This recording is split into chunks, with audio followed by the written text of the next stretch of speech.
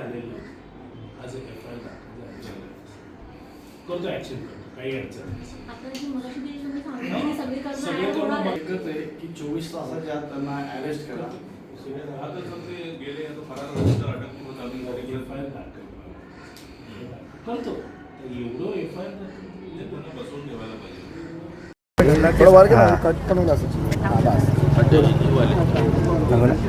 माझं नाव विजय बाळकृष्ण कळीकट्टे. मी अजमेर हाईट्स एकमध्ये राहतो.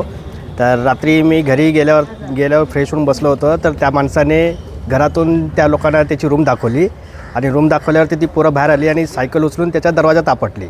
मग मी बाहेर आलो काय झालं म्हणून बघायला. तर त्यांनी जेव्हा तो समोरचा माणूस बाहेर आला तर त्यांनी डायरेक्ट मारायला घेतला. हे 7-8 जणं आली, त्याला डायरेक्ट रॉड मारायला लागली. मग त्याच्यामध्ये मी आडवायला गेलो तर त्यांनी मला पण मारहाण केली आणि बाजूला ढकलून दिलं.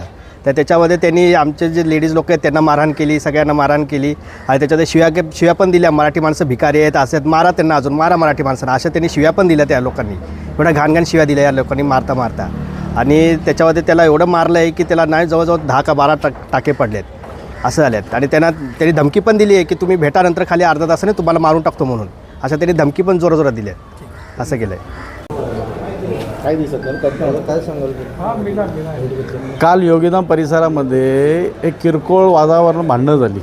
एक शुक्ला नावाची होती ती दिव्याचा वापर करतोय, त्यामुळं त्यांनी त्या बाजूचा जो आहे कालवेट म्हणून त्याला मारहाण केली. आणि देशमुख कुटुंब हे सोडवायला गेल्यानंतर त्याला एवढं मारलं आहे की मरतो का जगतो. आज सायन्स हॉस्पिटलमध्ये त्याला ॲडमिट केलेलं आहे आणि इथं पोलीस स्टेशनला तो काल येऊनसुद्धा त्याला ॲडमिट केलेलं नाही. पण त्या देशमुख कुटुंबाच्या सोबत बरोबर त्या सोसायटीच्या सोबत आम्ही महाराष्ट्र नवनिर्माण सेना पूर्ण ताकदीने आम्ही त्यांच्या पाठीशी उभे राहणार आहोत. आणि जर येत्या 24 तासात जर त्या आरोपीला अटक केली नाही तर महाराष्ट्र नवनिर्माण सेना ही रस्त्यावर उतरणार. आणि रस्त्यावर उतरल्यानंतर काय होतं हे आपल्या सगळ्यांना माहिती आहे. 24 तासात जर त्यांनी अरेस्ट केली नाही तर 24 तासानंतर महाराष्ट्र नवनिर्माण सेना त्या शुक्लाला जिथं असेल तिथं आमच्या पद्धतीने आणून इथं पोलीस स्टेशनला जमा केल्याशिवाय आम्ही राहणार नाही.